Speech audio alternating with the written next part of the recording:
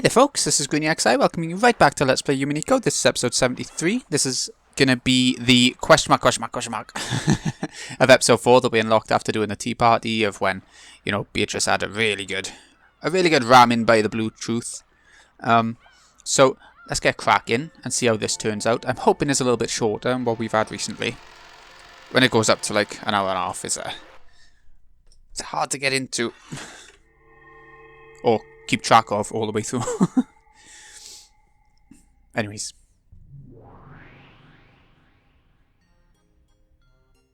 Unknown cookie. God knows. Is that like the fragment number or something like that? Outside the fragment, so. Scattered on a large bed were cute jelly beans of various colours, and chocolate shaped like ohajiki pieces. A fork was stuck into a shortcake, peeking out of a gift box. And there were decanters with drinks of various colours lined up on a side table, but the colour of the partially finished drink that had been poured into a cup was venomous, matching none of the decanters. Someone had probably been playing around, mixed various things together. That can be lots of fun if you don't mind the taste. I used to do it when I was little. On top of the fluffy bed were several colourful big pillows like something from a dream. And on this bed that looked like something out of a child's dream world, Burncastle lay face down, and Lambda Delta lay face up, clutching a pillow and relaxing. Aha! It was pretty thrilling this time, wasn't it? I got really panicky when Beto said she'd stop the game. What a rude witch to start a game like this and try to end it by throwing it away. Wasn't Angie a good piece? After Beto ran for it, Angie dragged her back and made her resume the game. Although it's a shame that she gave Battler a little too much enthusiasm. After all, I knew Battler was a softie. No kidding. He looked like he might even go easy on Beto, his enemy. I was uneasy that, like the last game, he might actually feel compassion for Beto and take the game in a weird direction.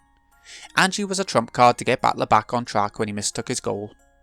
Although I wanted her to support him a bit more before using her up. She really did get used right off the bat. What a waste for a piece that required so much preparation.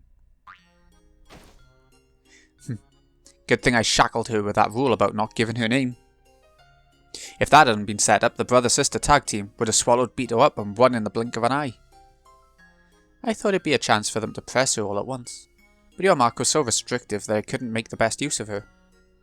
What a waste that piece was. Isn't it obvious that such an unfair piece would have to be retired right away? Well, in the end, she did a good job of preventing the suspension of the game, and that helps me out too. The way she made both our interests match is what made her a truly wonderful piece. She's an innocent kid like Battler, so it was easy to get her to do as I said. Morons and impulsive types make the best pieces. I really can't stand losing that piece. By now, that kid's mincemeat. Hey, let's make hamburgers out of her later on.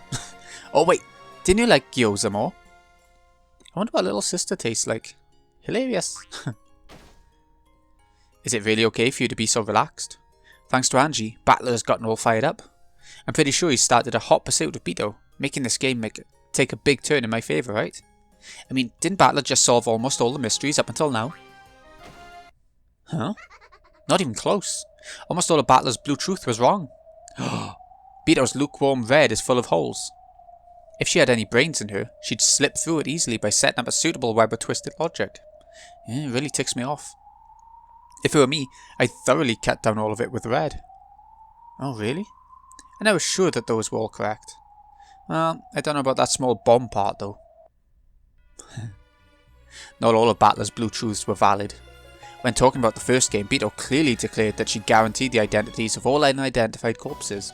This defeats Battler's theory about the culprit of the Eva Hideyoshi closed room murder being someone who faked up a corpse. Next, Kana might have died in an accident in the boiler room, but what kind of accident could drive a stake into his chest? You a moron. I'll slice it with that red treasured sword thing. Kanan did not die in an accident. For the next one, the murders of the three, including Genji in the parlour, the thought that it was a simultaneous murder where they shot each other in a clockwise pattern at the same time is laughable. Genji, Kumasawa and Nanjo are not killers. The final trap X to kill Natsui was also ridiculous. The thing that shot Natsui wasn't a trap, it was a real shooting murder with a gun raised and trigger pulled. Sucks for you. You shouldn't do that. Saying something like that in red, That kid's trying to say that she bounced Natsui's bullets back with magic and killed her. Oh my, how terrible of me. You're right. Even the Bluetooth for the second game was way too naive. When the 6 were murdered in the chapel, the culprit was inside the chapel. That guy keeps trying to explain things using Trap X. What the heck is Trap X? Some weird mystery novel cliche?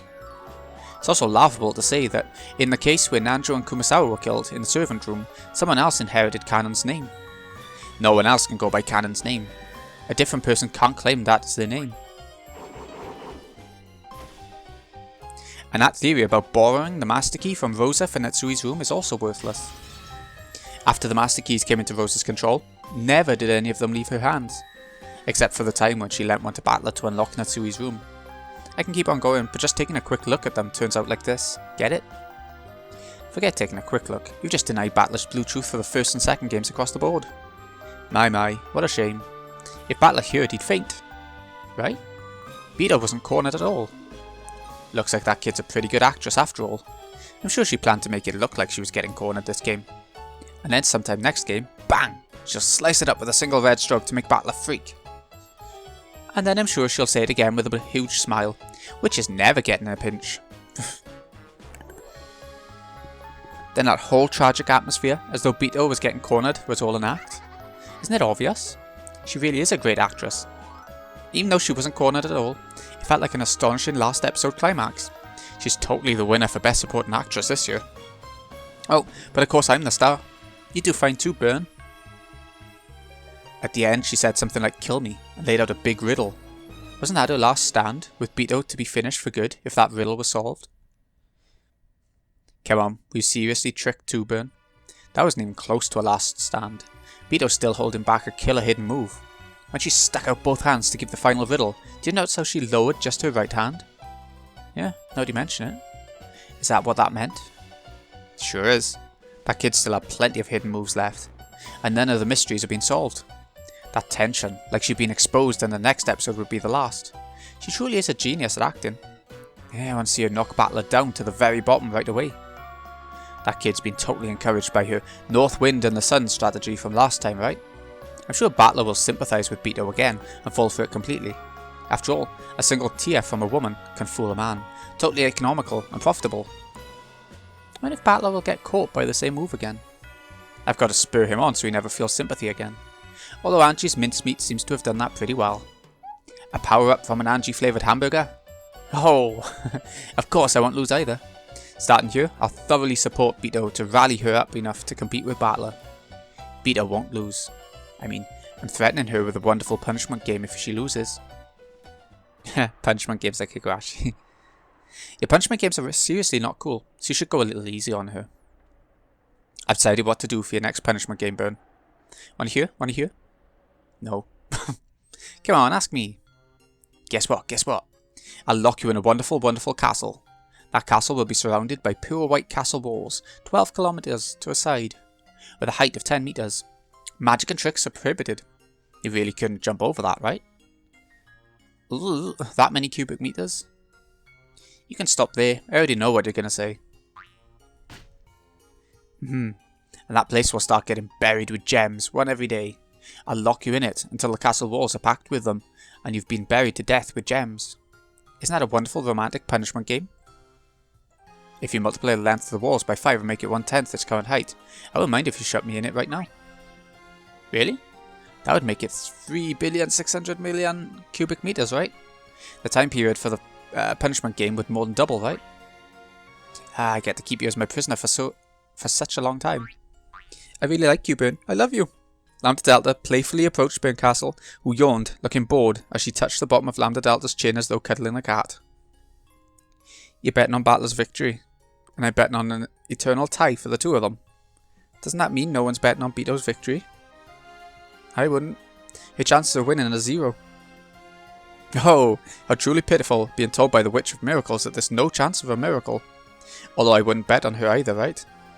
I can say that with certainty. It's also pretty sad when the Witch of Certainty says that you're certainly screwed. And usually for them they giggle together. I wonder how this game will resolve itself. Yeah, that's the one thing we can't predict. That's why it's fun. I won't permit escaping or suspensions any longer. I'll certainly make them continue the game, and I won't let them run away. even though I can't even imagine what will happen next. I know it certainly won't end that way. At the very least, it won't end with Beto's victory. I mean, think about it. Neither of us is betting on Beto's victory. In other words, if it looks like Beto is going to win, she'll have us two great witches as enemies. Exactly.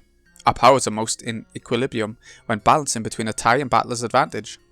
If it tips too much in Beto's favour, both of us will line up along the same vector and drag Beto back. In other words, the instant Beto's in a superior position, she'll have to deal with both of us as enemies. A common front with Burn. Sounds fun. Thanks. But I'm not going into a Competu candy bath with you? Don't know what that means. Oh, I was going to cover you with melted marshmallows while taking a Competu shower. Compaitu? I don't know. How pitiful. That child is a living toy. A doll you caught so you could play with me, Lambda Delta. Lambda. I'm good at playing with dolls. I really can do it well, okay? I'm proud of being able to play with a single toy for hundreds of years without getting tired of it. You're her ally at some times, and oppose her at others. Toying with her for all eternity. How pitiful. That kid is now our doll.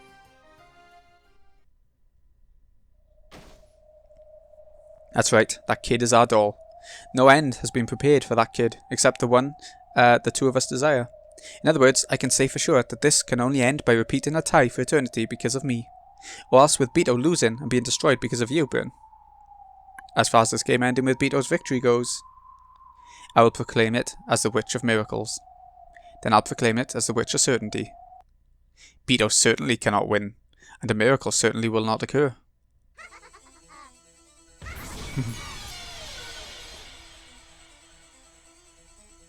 Ooh, okay. So they're gonna make sure of it. Oh, proper credits this time, is it? I can't remember. We have this every time and I never know what it means. There's not even any like English subtitles anyway to try and help us English speakers out.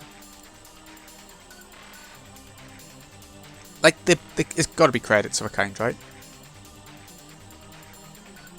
At the bottom, it'll probably say like Ryukishi or something. End scripter, yeah.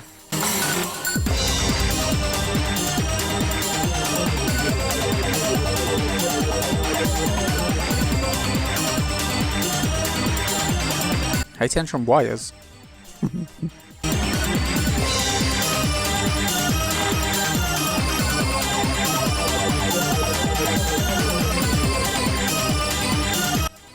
Hats unlimited. Can never have too many hats.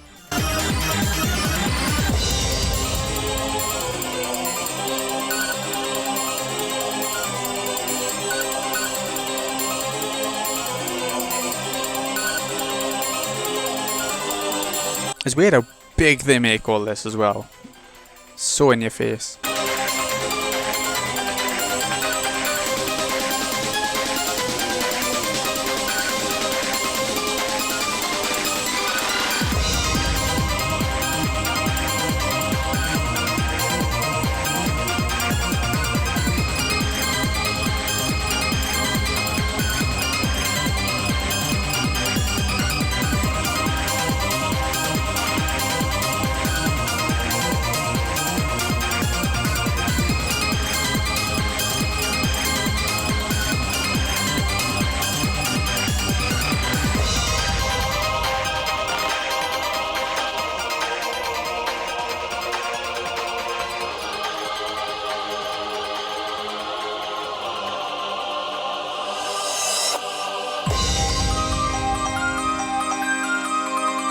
There we go. We made it to the end. Oh. I'm gagging to know how this all ends because, like I said, I've never got to the end of the manga or anything, so I don't have a clue. I only know what's going to happen in the next arc, and that's only sort of. I don't know completely. Ah, dozens of fans directly contributed to the English translation. Ah? Is something else new? The beginning. Achievement just unlocked. The beginning. Music box, is that it? Or is it? It's not going to be in tips. Just checking everything, I'm not sure. Music box? I think this is probably what just unlocked. Ah! So you get all the music and stuff. You got shuffle, all tunes, stop, repeat a tune, demo mode, 1 minute mode, skip scary tunes. Why? Play scary tunes only. That's more like it. Wow, okay. So you get a music mode for completing it all and everything. Alright, that's handy. And a different background. Look at that. That looks nice. The golden land in the rosy,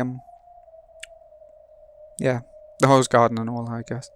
Okay, so this has been Greeny XI. I hope you've enjoyed. Thank you so much for watching. What we'll be doing now, I'll do the usual. We'll get another series or two in between, and then we'll come back and we'll make a start on the answer arcs, which I'm interested in myself, because like I said, I don't really know what's coming. So I can't wait to get on with that. But it is a big undertaking, every arc of this, when I have to read through everything. You know, I gotta have a break. You can't just go straight on to the next one. It's ridiculous. It's over 100 episodes altogether. It'll be probably, it might even go up to like close to 150. We're on 70 odd now, when we're 73. It might do. I don't know how long it's going to be. So anyway, thanks again for watching, folks. See you again really soon with more of this and another series coming in between. In a bit, folks.